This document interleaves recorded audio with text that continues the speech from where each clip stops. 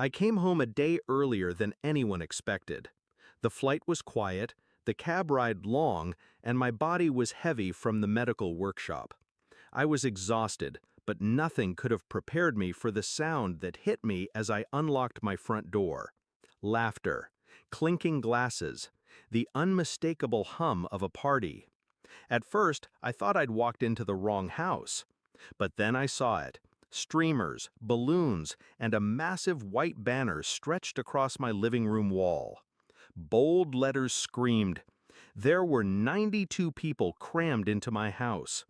Cousins I hadn't seen in years, distant relatives I barely remembered, neighbors who weren't even family, and right at the center of it all, my parents and my brother, hosting like it was their kingdom.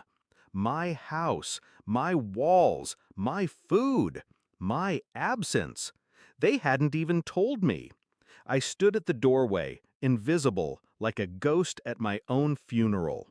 My mother brushed past me with a tray of drinks, not even noticing.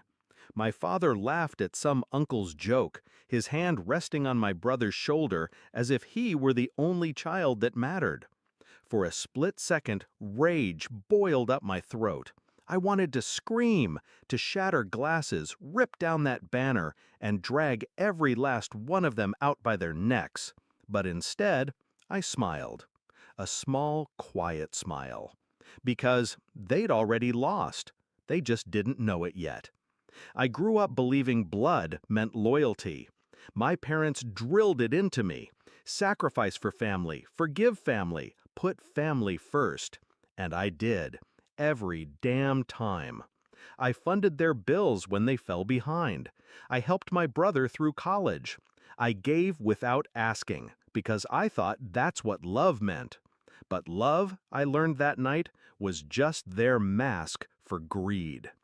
As I slipped upstairs to my room, my sanctuary already invaded by coats piled on my bed, I realized something with crystal clarity. I wasn't family to them. I was a resource, an ATM, a silent provider they didn't need to invite because they thought I'd never stop giving. They were wrong. The next morning, while they were still nursing their hangovers, I packed my essentials into a single suitcase. Laptop, documents, jewelry, the important things. Then I made a call to my lawyer. Within a week, the house, my house, was on the market. It sold faster than I expected. Quietly, efficiently. I had all the papers ready. The money went directly into an account none of them could touch. I bought myself a new place across town. Smaller, but mine. Untouched. And the best part? I didn't say a word. I let them live in blissful ignorance, believing they still had their playground. Until the eviction notice landed in their hands. 2 weeks later, my phone lit up like a Christmas tree. 105 missed calls. My brother's name flashed over and over again. The voicemail started calm, then frantic, then furious. "How could you do this?" he screamed into the receiver. "This was our home, our home." That phrase almost made me laugh. I listened to every voicemail like music, each one a note in the symphony of their downfall. When he finally got through, his voice was ragged, desperate. "You've ruined us. Do you understand? Everyone saw the notice.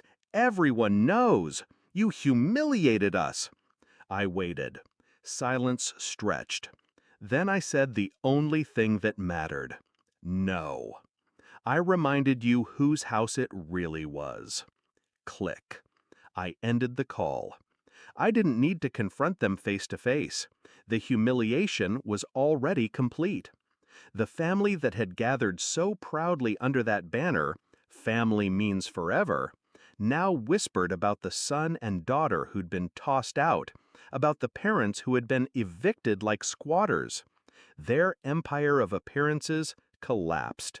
Their reputations, once polished, turned to ash. And me? I slept soundly in my new bed, in my quiet apartment, where every wall and every breath belonged to me alone. Some might call it cruel, but betrayal demands balance. They thought I'd always be the quiet one, the giving one, the forgotten one. What they never realized is that silence isn't weakness. Silence is preparation. They handed me the knife when they excluded me. I just chose where to cut. And as I stood by my window one night, watching the city lights flicker, I whispered the truth aloud for the first time. Family doesn't mean forever. Respect does. And I finally had both from myself.